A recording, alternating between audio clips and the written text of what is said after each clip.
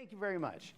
My name is Jason Hill. I'm a quantitative ecologist with the Vermont Center for Eco Studies and the host for the last decade of Suds in Science, brought to you each month here at Putnam's. And first, since this is our break for the rest of the year, we don't have Suds in Science during the summer months. I just want to start out by saying a huge thank you to the entire crew at Putnam's, Kelsey et al. Thank you. And this is an amazing space to be. Thank you very much. If this is your first time here, restrooms are out front. Please don't remain seated during tonight's talk. This is a casual conversation between you and a scientist. There's no PowerPoint. You need another drink. You need a pretzel. Get up in the middle of the talk. Head up to the bar. Put your order in. Please don't be afraid to get up. And you're not going to disrupt anything. I'd like to give a huge thanks to our partners and friends at JAM. Right down here, White River Junction, and Jordan behind the camera. I'm really excited to say that Jordan and I got some funding to do a documentary film this summer about some research that I recently completed about the impact of pesticides on tick populations and on non-tick invertebrate populations, insects and spiders in people's backyard. We got a sizable chunk of funding from the One Hive Foundation. We're going to be making a documentary film this summer. If you have any interest in filmmaking, and I know some of you do, then be happy to talk with you. Love to get some other expertise. I am a quantitative scientist. I am not a filmmaker. I'll do my very best to showcase our research in a way that's entertaining to look at. So if you're interested in filmmaking, please come talk to Jordan or myself afterwards. Jordan, thank you for being here all season, my friend and colleague. And thank you, JAM. If you haven't ever watched these presentations online, Jordan created the custom animation that starts out every Suds in Science video. You can check them out on YouTube. Before I introduce our speaker, I just want to say tonight's theme to me speaks of resiliency, restoration, a little bit of destruction, maybe. It reminds me of this incident that happened to me some decades ago in a restaurant in Atlanta, Georgia. I was having dinner with my brother Charles, and we were sitting at this table, and I was getting a lot of attention from the waitress, like a lot more than I'm accustomed to. And this person was obviously very interested in serving our table, and they were lingering at the table, filling up the water just repetitively. And eventually she said, "I'm so sorry. I am so sorry. You must get this a lot. And I don't want to interrupt your dinner, but are you the blue Power Ranger?" And I looked at my brother Charles, and I said, "Oh gosh, it's always great to meet a fan. You probably recognize Charles, the yellow Power Ranger." And I just went with it. You know, it felt wrong to crush that person's hopes. This was obviously a big thing for them, and I didn't want to be the person to let them know that I just some schmo. I'm not a Power Ranger. I'm sorry. Having dinner. So my brother and I finished our dinner, and we coordinated amongst ourselves, and we got up to leave, and we walked past the hostess station, and everyone in the restaurant that worked there, in my mind, was gathered at the front of the room to see the blue and yellow Power Ranger leave. In case you don't know, the Power Rangers is an animated TV series, but in the TV show, they switched to live action with real actors and then back to the animation anyway. Apparently, I looked like one of the 13 different blue Power Rangers.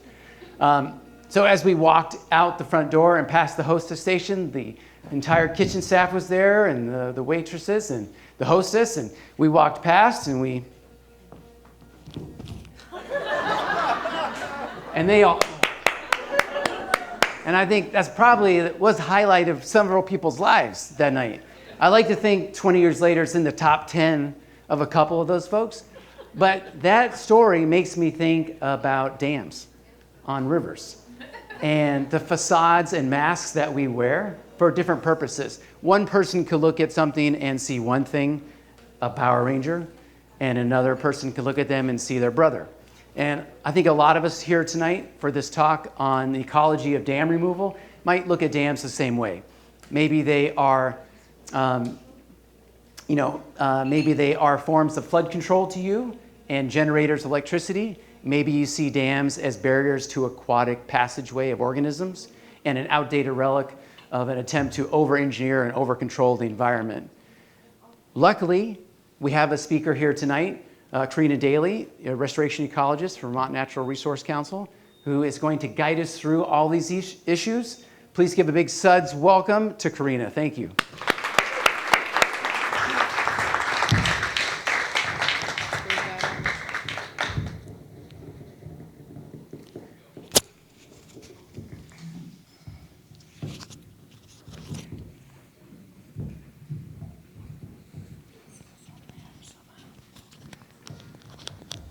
How about that?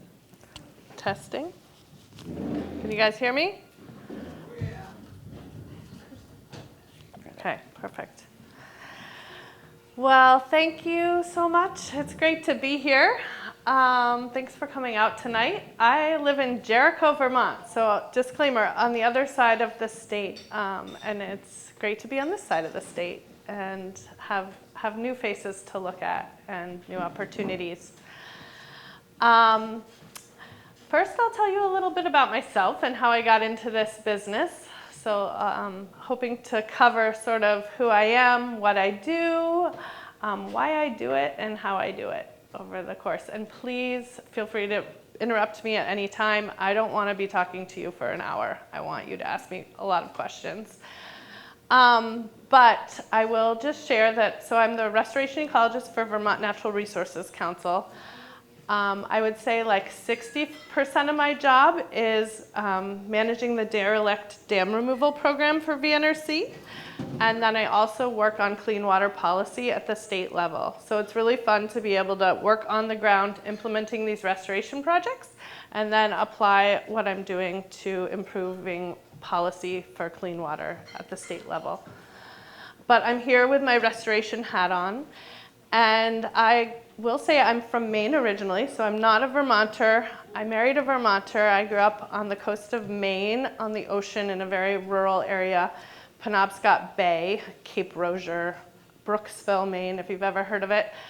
And I think that's where this all started, is I grew up on the water. I grew up in a very wild place, and I got very accustomed. I love being outside. And I spent my entire childhood outside, and I love wild places, and I had a lot of opportunity to be exposed to wild places.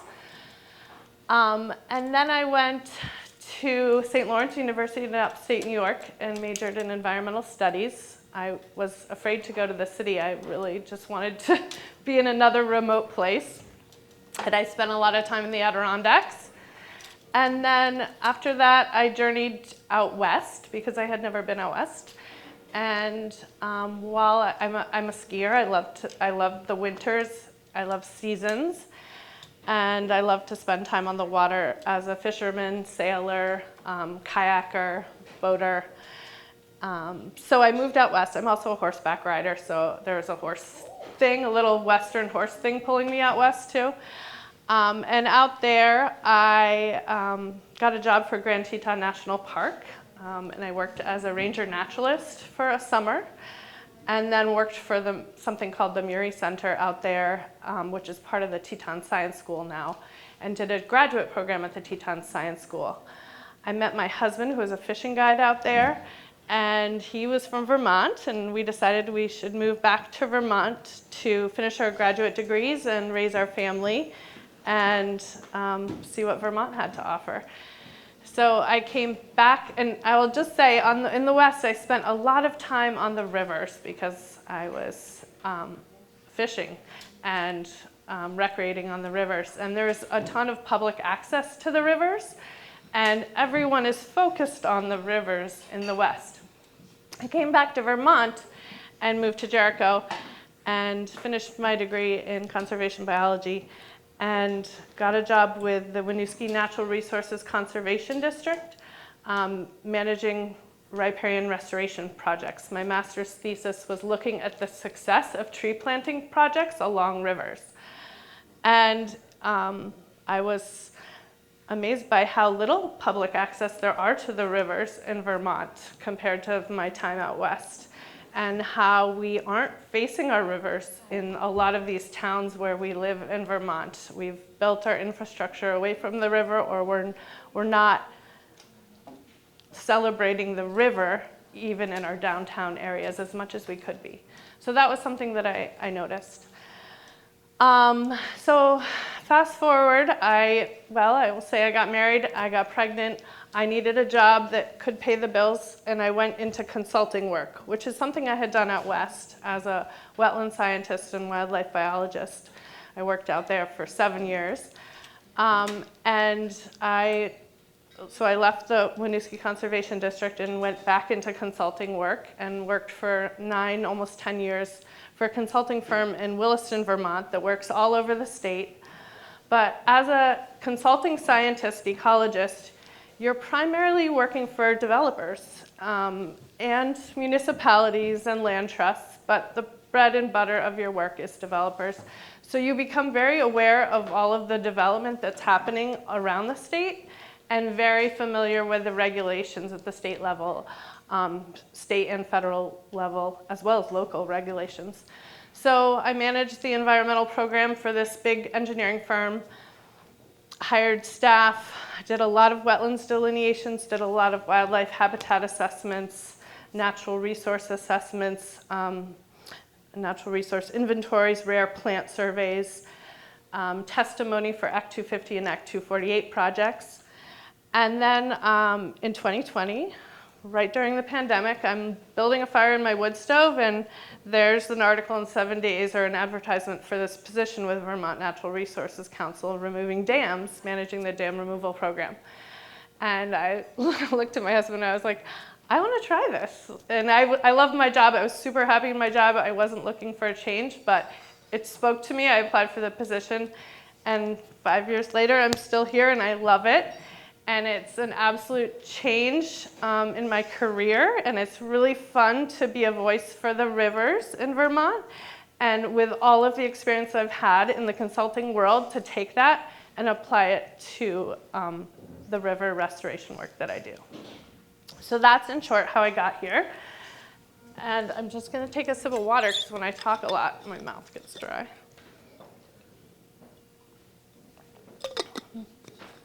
So there's something called the Vermont Dam Removal Initiative that was created before I came on board at VNRC. But that initiative, and it's a statewide initiative, it's part of the Vermont Dam Task Force, which is a convening organization that I lead. It's a group of scientists, citizens, and practitioners all working to identify derelict dams in the state and work to remove them to reconnect the river. And the goals of that initiative are to raise awareness about derelict dams in the state, prioritize those dams, collaborate, work together, and convene. So gather people and raise the science about this work. So with that dam removal initiative, Vermont has removed 72 dams. Physically removed. So there are dams that come out with flooding and storm events. We don't call those physically removed. They came out due to a storm event. So 72 dams, which is more dams per capita than any other state. So that's pretty exciting for Vermont. And I don't know, I'm going to ask you guys some questions about dam removal so that I get some engagement here. Does anyone have a sense of how many dams there are in the state? 25. No. 6. Over 1,000. We have no idea how. We know we have over 1,000 in the inventory of dams across the state, and that's an inventory that's publicly accessible. If anyone's used the ANR Atlas, or there's something called the Vermont Dam Inventory. I also have a website called Free Vermont Rivers. You can go there and look at that list. But to tell you the truth, there's a ton of dams that we don't even know because they're not on the map, and people have built them without permission, or they haven't been identified. So you can find out a lot just by walking up your river and seeing what you see. And that's part of my job, which is pretty fun. And then, does anyone have a sense of why we would remove dams?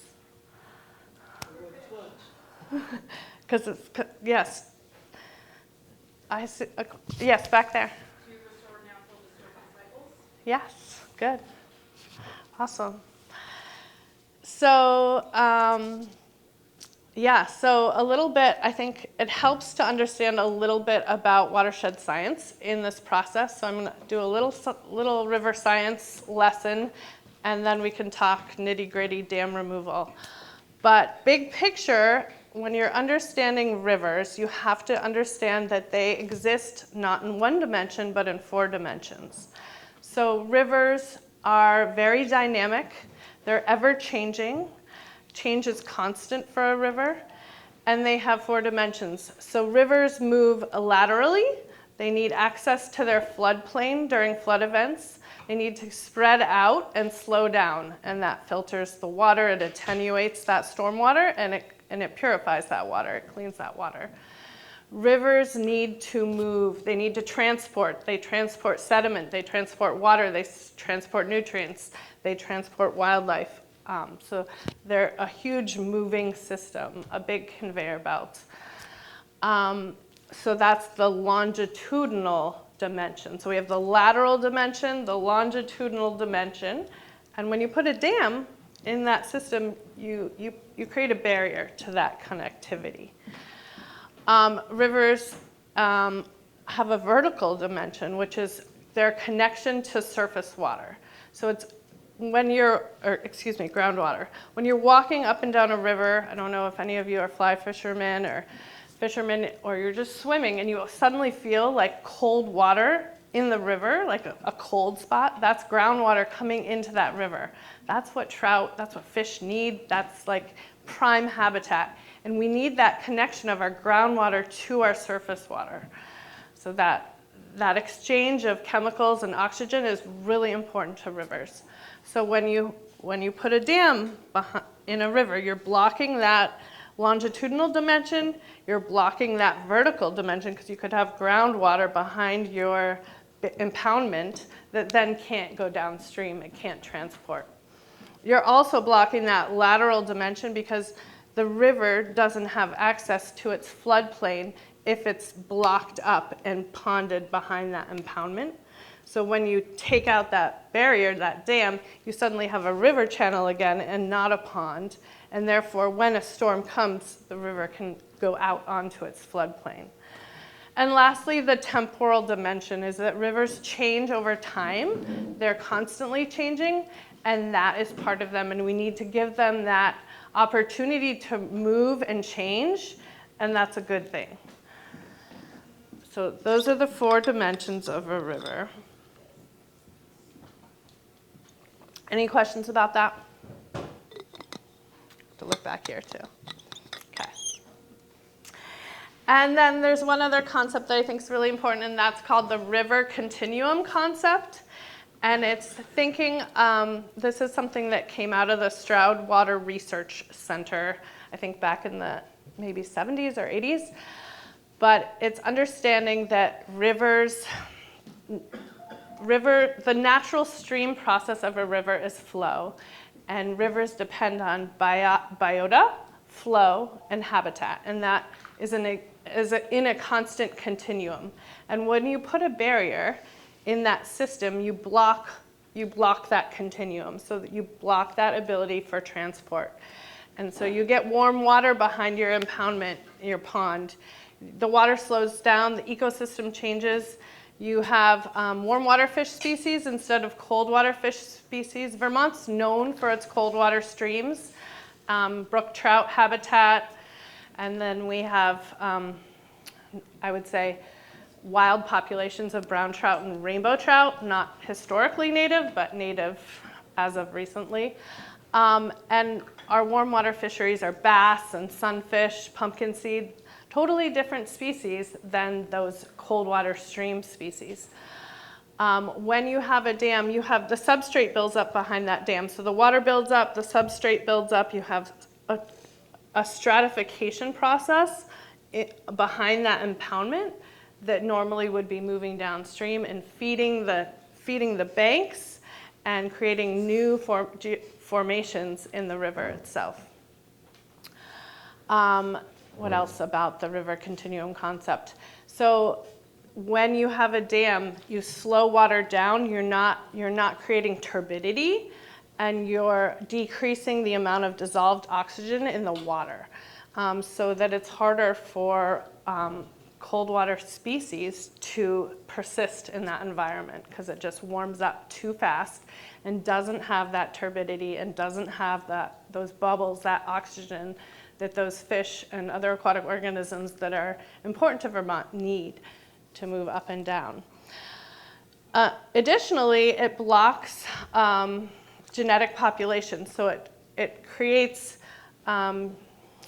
it reduces genetic diversity in a population because fish can't move up and down that system, or salamanders or wood turtles. So you need that ability of those organisms to move up and down that system so that they can mate, they can find shelter, they can find food. So it's really important to understand that difference between that riverine system and that lake-like system, and how a dam really can create that lake system. Any questions about that? Okay, so then I'll get into the how of dam removal work. Dam removals, yes? How do you decide which dams? How to decide, yes. Okay, yeah. So it's a touchback. If you go farther than the speaker system, that's why I think it's creating Oh. feedback. Go push the chair back. Yeah, maybe. I heard it even when we started. Yeah. Well, Is it something, okay. it's not bad. Tell me if you think I should do something different. So project selection is a really big part of this, and it's a variety of factors. We don't have any one database or prioritization tool because our dam removal projects can be prioritized for different things. And they're prioritized based on ecological benefit, so that's aquatic organism passage, improved water quality, flood resilience, how many upstream connectivity, how many upstream miles they're going, and downstream miles they're going to connect by removing that barrier. They're prioritized based on hazard. So there's a hazard classification rating for all dams. And that hazard rating is not based on the condition of the dam. You can have a poor condition dam, a terribly poor condition dam that's a low hazard, because if it fails, it's not going to impact anything downstream. But you can have a high hazard dam that may look like it's in fine condition, but if that dam goes, it's going to destroy a whole community. So the hazard rating is based on the damage to life and property downstream. And then the other pieces that are a big part of our criteria for prioritizing dam removals is we can't remove a dam unless we have landowner support. So we can have the ecologically most significant dam to remove, but we can't budge on that dam if we don't have the land, if the landowners aren't interested. So it's really ultimately up to the landowner. That doesn't mean we don't keep trying to move the needle on those ones, but they certainly don't become a priority necessarily because we can't remove them. And then it's also the interest of our partners. So how much collaboration and interest within the community there is to move the project forward. So certainly if we have more stakeholders involved and more support in the community, that's huge, because then we're developing a relationship with that community to take care, for long-term care of that portion of the river. So it's really about restoring a function to a system, rewilding that system for the community to take care of it into the future. So those projects get prioritized. Yeah. Does all the flooding and all that's been happening in Montpelier, it seems repeatedly going over, does it have anything to do with dams or that are there or not there, or where, what do you think? Yeah. Dams help that? So, Could you repeat the question? yeah, so the question was, there's been a lot of flooding in Montpelier and in a lot of portions of the state, and how the dams in Montpelier may or may not impact that flooding. Is that correct? So that's a really good question, and I don't have all the answers, but what I can say is a lot of those dams were built at a time when we depended on those industries, so we needed the power from the water, and that's why we settled where we did, and we needed that. Those dams were abandoned and they weren't removed, so there was no decommissioning plan with those dams. Those are the dams, there's some of those dams in downtown Montpelier. There's the Wrightsville Reservoir and Berlin Pond, which are two other dams that are outside of Montpelier that are tributaries to the Winooski that feed the main stem, which flows right through Montpelier. Those are flood control dams, and they were built for flood control. And there's not many flood control dams in the state. Of the over 1,000 dams that are in the state, I believe there's 8 flood control dams, and most of them are on this side of the state. There's 3 in the Lake Champlain Basin portion of the state, so all the western portion of the state that flows to Lake Champlain, and that is Wrightsville Reservoir, Berlin Pond, and Waterbury Reservoir. So those dams were actually built for flood control after the first flood event, like the 1927 flood event? So there was a big flood event in the 1920s, I believe it was 1927, and after that flood event, sometime after, those 2 flood control dams were built. And they are designed for storage. So flood control, the definition of a flood control dam is that it's constantly dredged behind it. So that impoundment, that pond, is dredged to provide storage. And during the storm event of 2023, that dam at Wrightsville Reservoir got so high that there was a tremendous amount of concern that it would fail or that they would have to open up some gates and release water in a way that would flood the town more than was already flooding. So big concern, but it held and it did its job, and we're grateful for that, and that dam is not about to come down. But there are at least 4 dams in downtown Montpelier that are planned for removal, and all of those dams show that removing them will lower the flood elevation of the river, because when you remove a dam, you often take the sediment out behind it to restore the historic channel of the river. So you can actually often feel where the old sediment was of the river channel under all that substrate that's piled up. And you get back down to that, and you have a free-flowing river that then has access, a little bit more access to its floodplain because it's not impounded. And those 4 dams in Montpelier are impounding each other up the line, which is exacerbating flood conditions. So, sorry, long answer there. Wasn't some of the Montpelier flooding related to ice blocks and ice action? Not the July 2023 flood event, but certainly there are ice jam flooding events that happen. And there was one of the dams that I'm speaking of in Montpelier was, one story is that it was built to prevent ice dams, but then they actually had to lower it because it was causing so much flooding as well. Yeah. You mentioned the phrase derelict dams. Can you elaborate a bit more about that? How many of the 1,000 dams in Vermont are derelict? Mm-hmm. Is that just no one's actually using them anymore? They don't serve a purpose? Yeah, really good question. So derelict dams, what's a derelict dam compared to other dams? And the work that I do is for dam removal is targeting those derelict dams. So those are the dams that no longer serve a useful purpose. So they've been left in the river and they're not providing hydropower, flood control, recreation. We have a lot of dams in Vermont that provide recreation. Most of our ponds and lakes are dammed. So these derelict dams are the dams that we're identifying, prioritizing for removal. Does that answer your question? Yeah. Okay, I'm going to go on unless anyone has any other questions. So we've gotten to how we identify dams for removal, and then we need to raise the funds. So it's a lot of grant writing once we've received all the partner support and identified the projects.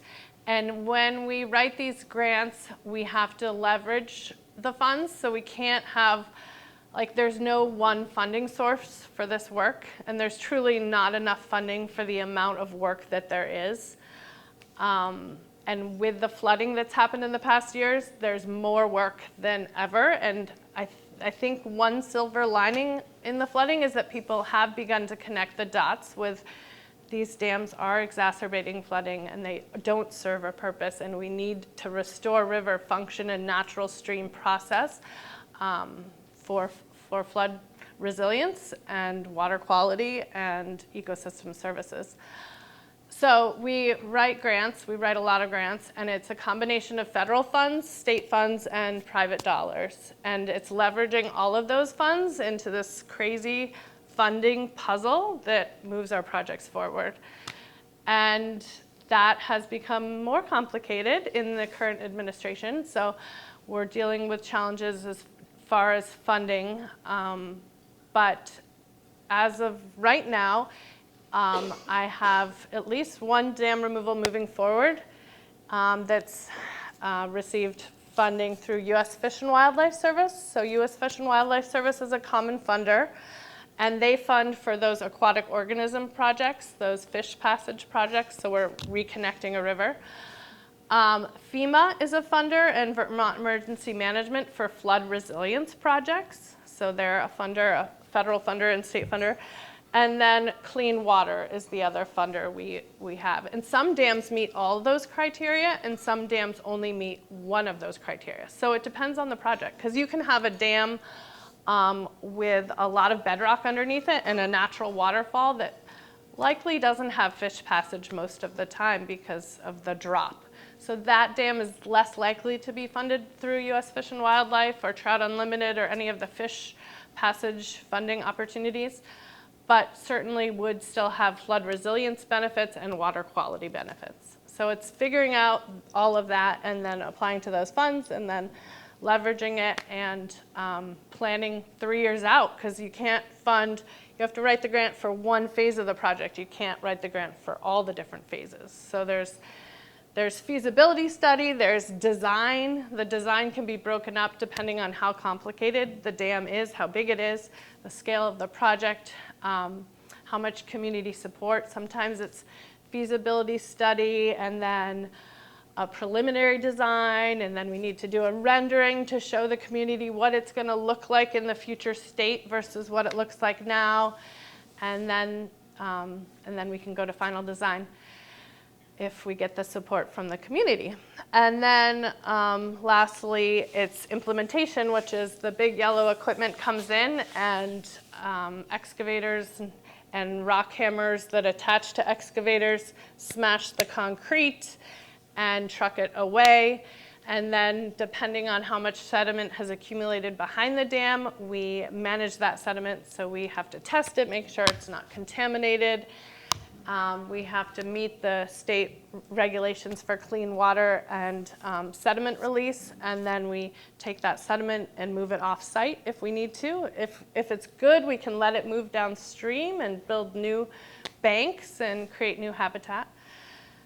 And then we restore the channel. So it's like there's the actual removal of the dam, which is the cheap part, more affordable than all that sediment and trucking that sediment, and then restoring the river channel to its historic flow. We call it a pilot channel. So we create what we think was like roughly where the historic channel was, but ultimately the river is going to find its own channel. So we create a pilot channel and then let the river do its thing. But the goal is for that river to have that ability, that connection of those 4 dimensions to reach dynamic equilibrium, which means that it's in its least erosive state, so that that river has room to move within its dimensions and transport water up and down that system and sediment. Any questions about that? Yeah. Is there any value in that sediment? Do people use it for anything? Yeah, so depending on where the dam is, the substrate can be really different. We can think of like a headwater dam to or a steep slope, high gradient river system versus like the Connecticut River, and we got fine sediment and a real slow moving system.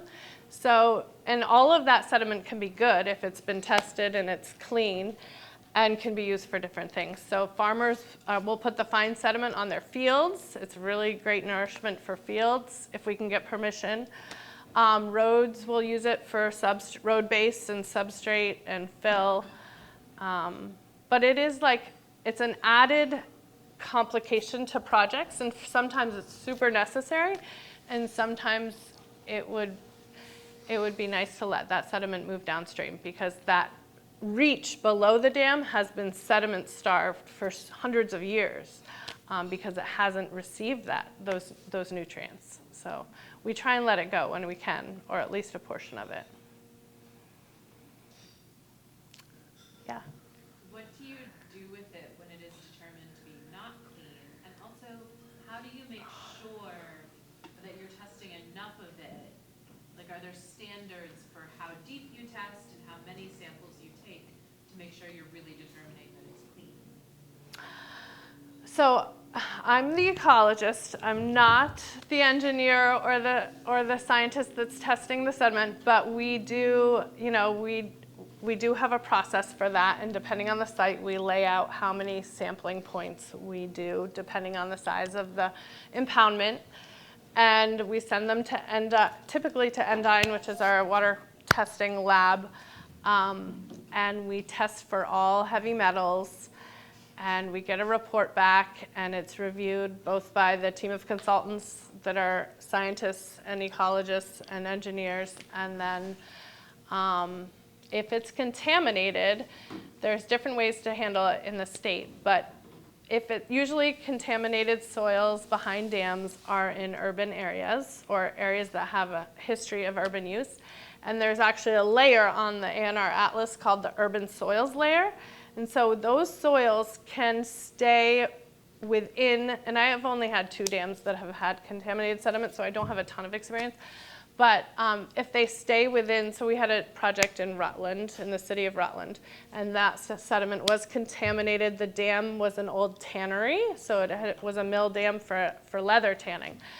And that's the deal with that sediment was we had to remove it, but we could leave it in Rutland city limits. And it could be spread anywhere in Rutland because all of the soil in Rutland, or the thought is all of the soil in Rutland is urban soils. So moving it was, and we let it sit in one space for 2 years. The city had a designated stockpile site that was permitted and approved and away from a river. And we actually let it sit not because of its contamination, but because it also had invasive species. So we had Phragmites on the site. And so the Phragmites, we had to cover the Phragmites soil and bury it for 4 feet deep and let it sit for 2 years before it could be moved, and that killed the Phragmites. So that's an example. But it definitely complicates things having the contaminated soils, and I think we're still learning about that and how best to manage it. Yeah. Yes? You mentioned that you can only do this with support of the landowner. Do you ever have condemned dams? I'm thinking of a situation that happened in New Hampshire maybe 30 years ago where a private dam broke, and there was, I believe a woman was driving by in a car and was killed, and when those dams fail, it can be pretty nasty. I wonder, is that ever an option? And what are the rules in Vermont about maintaining a dam? Good question. So are there condemned dams, and what are the rules, dam safety regulations related to maintaining a dam? And I can say that I can speak to a project example right now. There is a high hazard dam above Lake Bomazene, if anyone's familiar with Lake Bomazene, East Hubbardton. And it's called Austin Pond. There's a chain of ponds that go down to Lake Bomazene along Route 30 there. And the dam is failing. Dam safety, so Vermont Department of Environmental Conservation operates the dam safety program. And they have They had 3 engineers, now they have 5 due to the Flood Safety Act, and they're trying to find one more engineer on staff. But they go out to these sites and make regular dam inspections and rate the dam. And they don't do that as frequently as they would like to, but they're having to do it more based on all of the flooding that we've had and the dam rulemaking that has moved forward to require frequent inspections based on the hazard rating of the dam. And you have to pay a fee if you own a high hazard, or there's different fee bases for each hazard rating of dam. So the dam owner is liable, certainly, for any impact downstream, and they should know that and be conscious of that. How well it's enforced is still within question. But the example of Austin Pond is that the landowners want the dam removed. They're psyched to remove it, but they have no money and no means. And the Lake Bomazene folks are nervous about it, but it's going to fail on its own if we just wait. And that's going to be a huge slug of sediment going into Lake Bomazene with no plan, which is not going to be great for Lake Bomazene either. So we're raising funds to remove that dam. Hopefully it doesn't. I think what's going to happen is this summer they're going to do an emergency drawdown. So they're going to create a bypass channel and draw the water out of the impoundment. So drain the 35-acre pond and then remove the dam the next year. So that's. How much will this cost? So that dam removal is in the design phase right now, so I don't have exact numbers, but it's going to cost probably close to $600,000, between $500,000 and $1 million. That's a it's a small dam, it's a big area, it's a big impoundment. But I would say, yeah, there's all different size dams and all different costs, but typically I've removed 5 dams in the 5 years I've been here, and all of them have been between $200,000 and $800,000. And the one that I'm working on right now is going to be closer to $1 million. So and that's still pretty small compared to some. Question? What kind of materials will be in the soils to make them considered contaminated? Really good question. I'm trying to think what they are. I think mercury has been one. Does anyone know what the tannin is for leather tannery, what that would be? I don't even know if I know what that is, but that was whatever is used for leather tanning. PFAS is one, but I don't have the list, so I don't know that. Question? How soon is it that you see a restoration of the natural biome in the stretch of a river where the dam is removed? Yeah. And, is there studies done to look into that after a dam is removed? Especially if it's upstream from where there's another dam. Upstream from what? Another dam. Another dam. Yeah. So the question was, how soon can you see, I think this was the question, how soon can you see the restoration work that's been done to the river, the biome, after you've removed the dam? And if there's studies been done, particularly as it relates to when there's other dams in the system. Those downstream. Downstream. Block. Yeah. Something like the Connecticut, the salmon, they were trying to restore salmon, Atlantic salmon, and it just wasn't going to work because of downstream dams. Right. So, sometimes that doesn't seem to make sense. There are other dams further downstream from. And that's certainly something we think about when we're prioritizing dam removals, is how many other barriers are in the system. But when we can, I feel like every little bit counts, and just opening up one more reach makes a difference. And literally, when we take out a dam, the moment the dam is taken out, we've seen trout moving up that system that haven't had access. So you can see it with your eyes. It's incredible. Like brook trout that have not been able to move up that reach for 400 years are able to do that instantly. So that's the visual piece. I don't think we have enough research in the state on our dam removals, and there's new funding opportunities, at least on the Lake Champlain Basin side of the state, to have more research related to post-dam removal, what's going on, where are sediments going, how that's rebuilding banks. So there's definitely opportunity for more.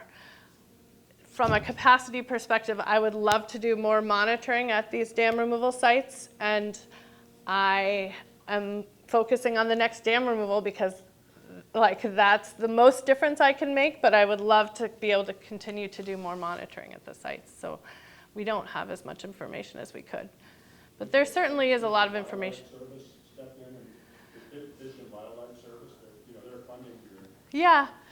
Vermont Fish and Wildlife Service, when we ask them to do monitoring for fish species, which we do to help identify projects and prioritize them, they'll do that.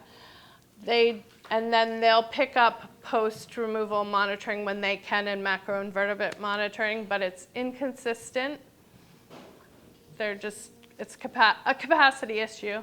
And U.S. Fish and Wildlife Service is definitely at the table, but they don't have enough staff either to deploy for that. It'll be a lot less consistent, I would say, in the future.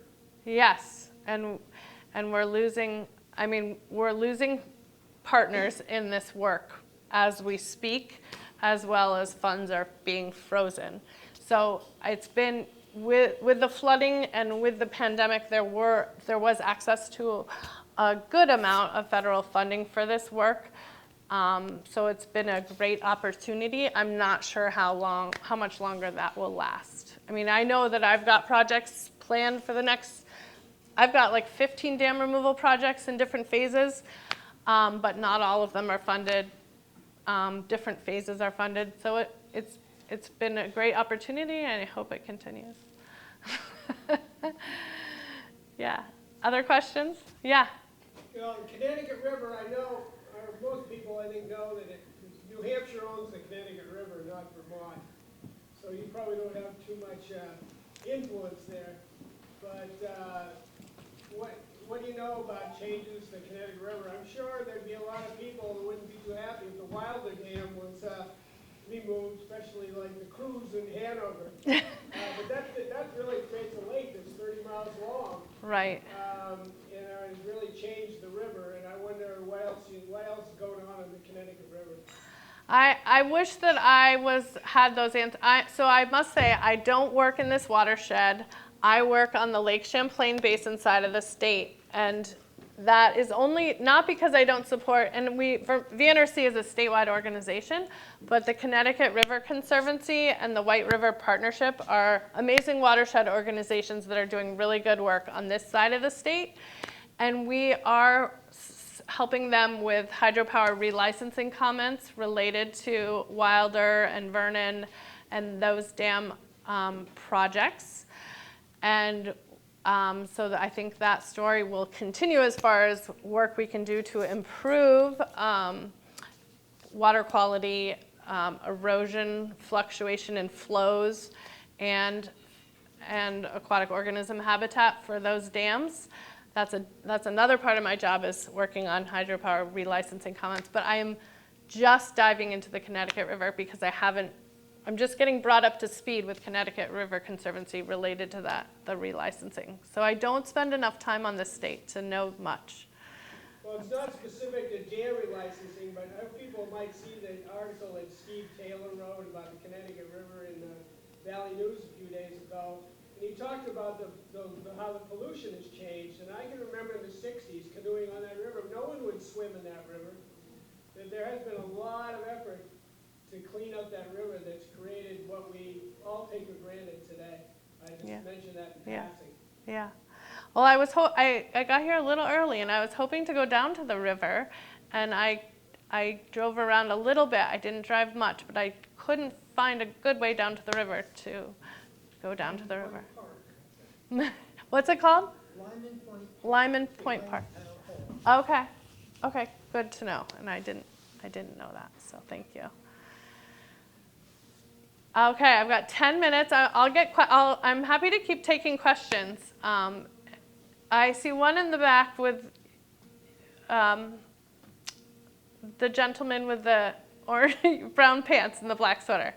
Yes, you. You want to finish your No, I really don't. What I wanted to say, I'm happy to go into share some stories of other projects that I've done, but I think the questions are more valuable. So, this is what I wanted: is people to ask questions. Okay, question.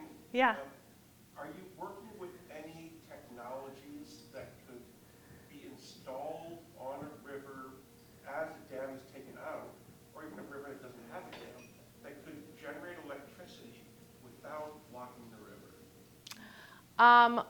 I am not working with technologies because the benefit of restoring natural stream, and this is not, these are for the derelict dams. I support the hydropower projects that need to exist, and I'm not opposed to that. We are prioritizing those derelict dams, and those dams, the cost of rebuilding them for the ecologic impact that they are causing isn't worth it.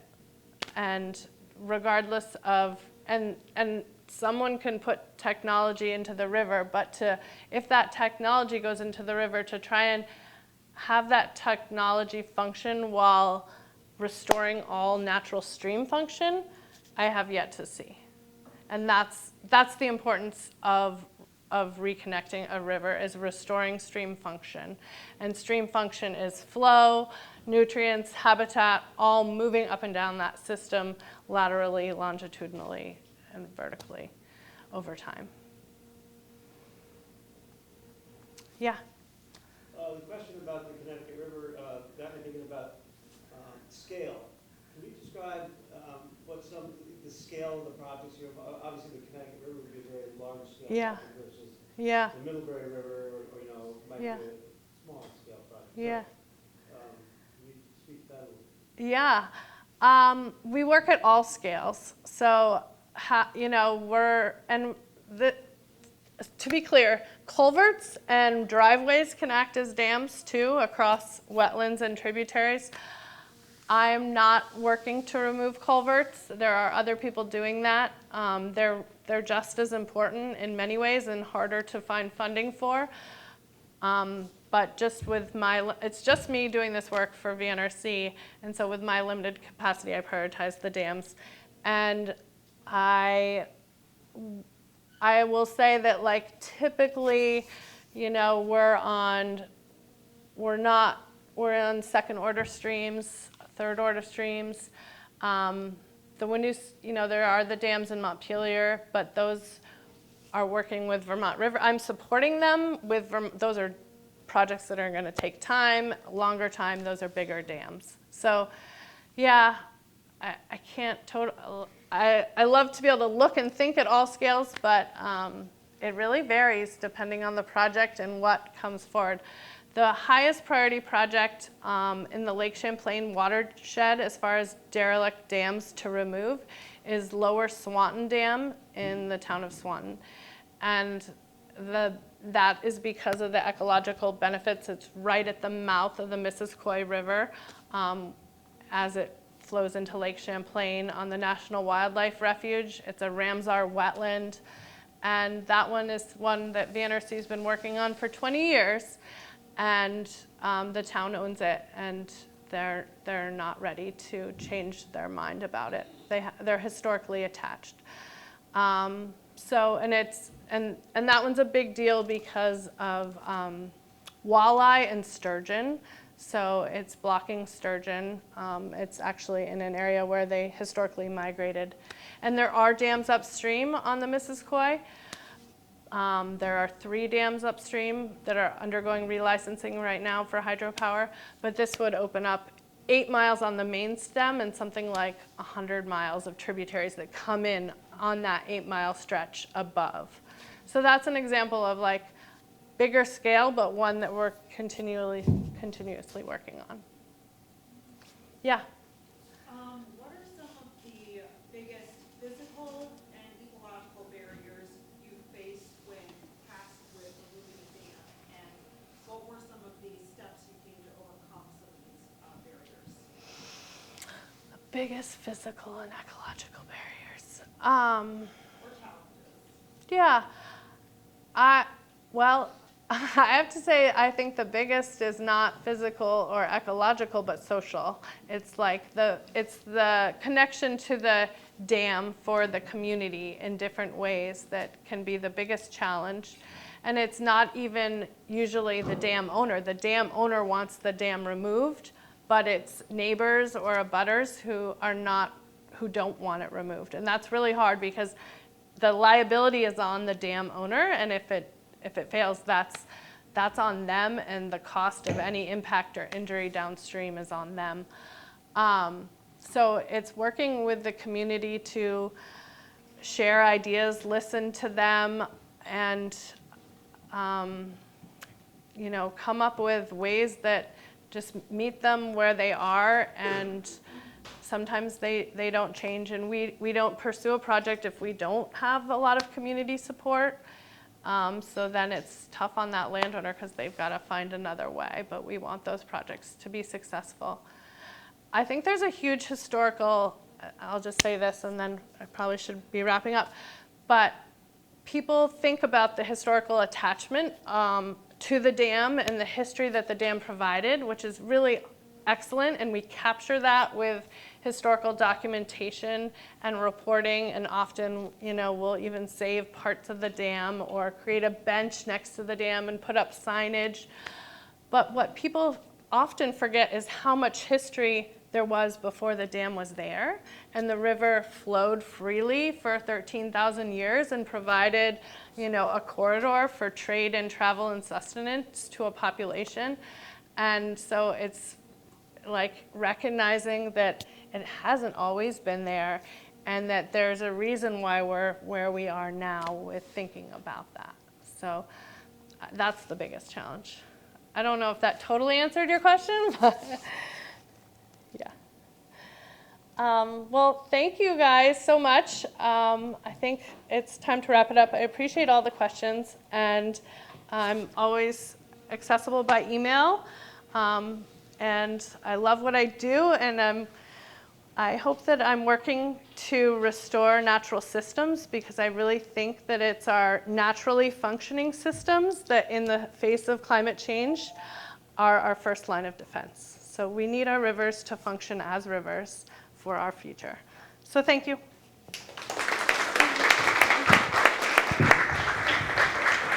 Thank you, folks. See you again. Thank you. Thanks, Karina.